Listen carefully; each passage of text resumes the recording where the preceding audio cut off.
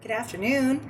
I just wanted to take a few moments today to make some compound butters for two different meals.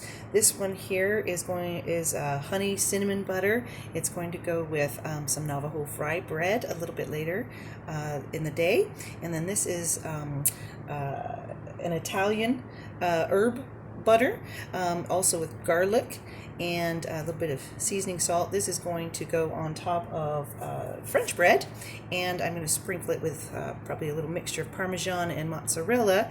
Pop it in the oven, and then you have cheesy garlic bread. So this is super simple to do in general, and there's a variety of ways you can jazz up just 1/2 cupful of softened butter. And so I let this soften overnight on the counter.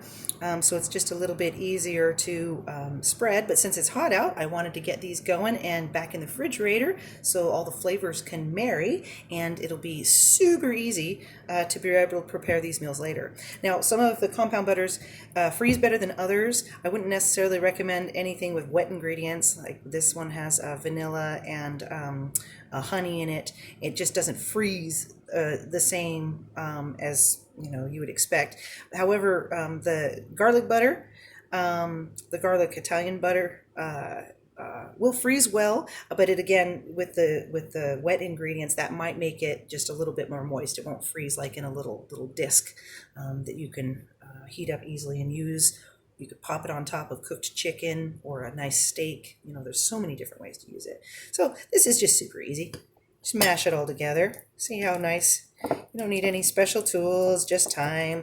And with butter, it will start to separate as it gets warm. While it's out, you don't want it to go rancid. It won't happen super fast, but you want to make sure you not go too far to the point where it's just oily. Make it nice and even using the back of a spatula. You could use this as is on the fly if you like, or what I like to do is just pack them into little pint jars, especially if I'm using it for bulk. I actually make a compound butter that I spread on my Thanksgiving turkey. And I do the same thing in my preparations for the making the Thanksgiving dinner. And oh, it's so nice and convenient.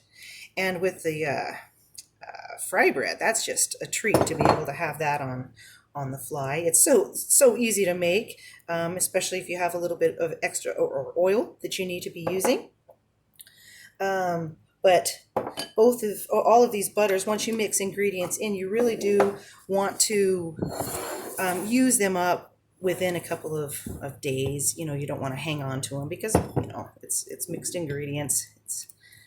So we'll get this mixed up. So again, this is the honey butter. It has a little skosh of vanilla extract in there. I've never done that before.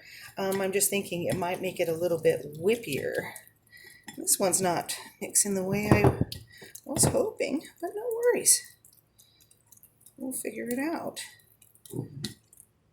Yeah, sometimes that little wet extra ingredient, wet water doesn't mix with oil. So you'll definitely get the flavor.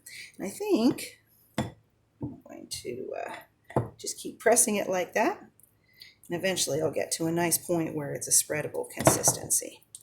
So the Navajo fry bread is something I will make a video on that, maybe not this time around, but it is a great, easy, non-leavened bread that is delicious, and it reminds me of where I grew up, and it's something that I've been making for myself, for decades. And it goes well with everything. One of my favorite things to make actually with fry bread is Navajo taco. And I'll save the information on that goodness for later. So yeah, I'm just going to keep working on this and make it nice and smooth and even. And yeah, in the future, I don't think I will use vanilla. But you can see how if this is melted, you can just dip the fry bread right in there, or you could just dip the hot fry bread in there and swirl it, and it'll be just wonderful. So yes, please do enjoy, and look forward to the next video. Have a wonderful Sunday.